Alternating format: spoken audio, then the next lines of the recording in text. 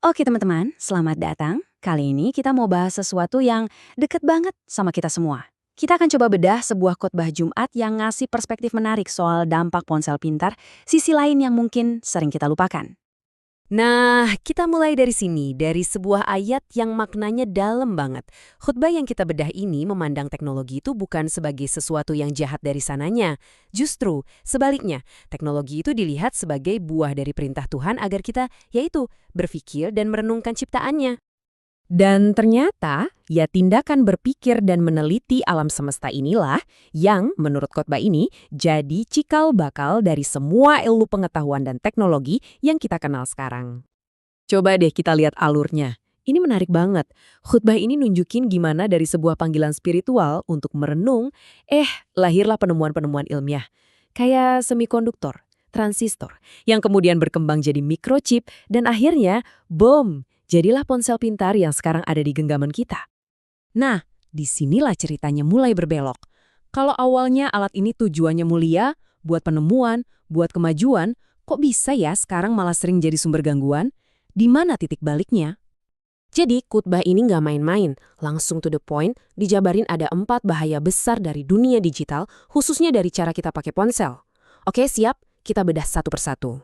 Yang pertama, dan ini langsung kena ke inti ya, bahaya yang pertama adalah rusaknya ibadah kita.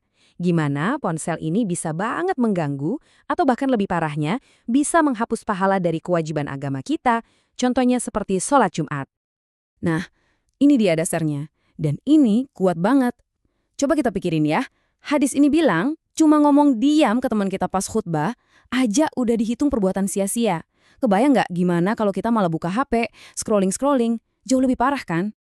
Istilah kuncinya itu lagouta. Ini bukan cuma berarti ngomong sia-sia doang loh. Dalam konteks ini, maknanya dalam banget. Artinya, pahala sholat Jumat kita bisa hangus, bisa hilang gitu aja. Jadi ini bukan sekedar masalah sopan santun, tapi soal nilai ibadah kita di hadapan Tuhan.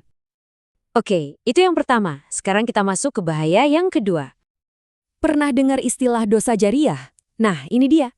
Ini adalah jenis dosa yang ibaratnya kayak investasi buruk. Dosanya terus ngalir, terus nambah, bahkan setelah kita meninggal. Ngeri kan? Di dunia digital, ini gampang banget terjadi. Cukup sekali kita nge-share konten negatif, dan kalau itu terus-terusan di-share orang lain, ya alirannya nggak berhenti. Dan hadis ini jadi pengingat keras buat kita semua. Setiap kali kita mau nge-share sesuatu online, kita punya tanggung jawab yang super besar. Karena kalau yang kita sebar itu kesesatan atau hal buruk, dosanya itu akan terus ngikutin kita.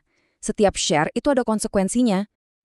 Oke, dari dosa jariah kita geser ke poin ketiga. Yang ini lebih ke dampak psikologis, ke mental kita.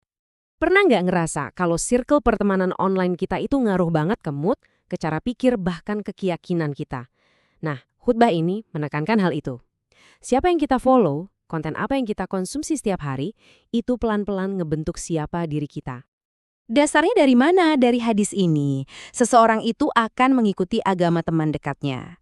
Ini berlaku banget di dunia nyata. Dan ternyata di dunia maya juga sama kuatnya. Teman dekat kita di sosmed itu, ya akun-akun yang kita follow itu. Dan ada pepatah Arab yang singkat tapi ngena banget. As-sohib sohib. Artinya, sahabat itu menyeret. Simple kan? Dia bisa nyeret kita ke hal baik atau sebaliknya. Nggak ada jalan tengah. Pengaruh itu nyata banget. Oke, kita sampai di poin terakhir. Bahaya nomor 4. Yang ini soal waktu. Sesuatu yang kita semua punya tapi sering banget kita sia-siain. Khutbah ini ngingetin, ada 2 sumber daya paling berharga dalam hidup yang sering banget kita anggap sepele, kesehatan dan waktu luang. Nah, ini dia 2 nikmat yang menipu itu. Kesehatan yang baik dan waktu luang. Kenapa menipu? Soalnya kita baru sadar nilainya pas keduanya udah hilang. Dan coba dijujur, berapa banyak waktu luang kita yang habis cuma buat scrolling tanpa tujuan di ponsel? Oke, jadi setelah 4 bahaya tadi, apa benang merahnya? Semuanya ini mengerucut ke satu hal yang paling fundamental, pertanggungjawaban.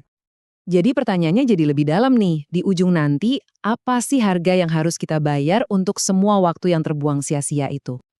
Dan ternyata pertanggungjawaban itu detail banget. Ada 5 pertanyaan utama di hari kiamat nanti. Bukan cuma soal hidupmu buat apa, Tapi juga, ilmumu dipakai buat apa? Hartamu dari mana dan dibelanjakan kemana? Dan yang paling relevan dengan pembahasan kita, tubuhmu, tenagamu, waktumu, kamu pakai sampai habis untuk apa? Dan hadis ini dibuka dengan kalimat yang bikin kita merinding. Kedua kaki seorang hamba tidaklah beranjak. Artinya apa? Nggak ada yang bisa kabur. Semua pasti akan ditanya. Semua pasti akan dihisap. Ini adalah sebuah kepastian. Jadi setelah mendengar semua ini, kita tutup dengan satu pertanyaan untuk kita renungkan masing-masing. Di hari itu nanti, saat pertanyaan itu diajukan ke kita, kira-kira gimana ya kita akan menjawab soal waktu yang kita habiskan di dunia ini?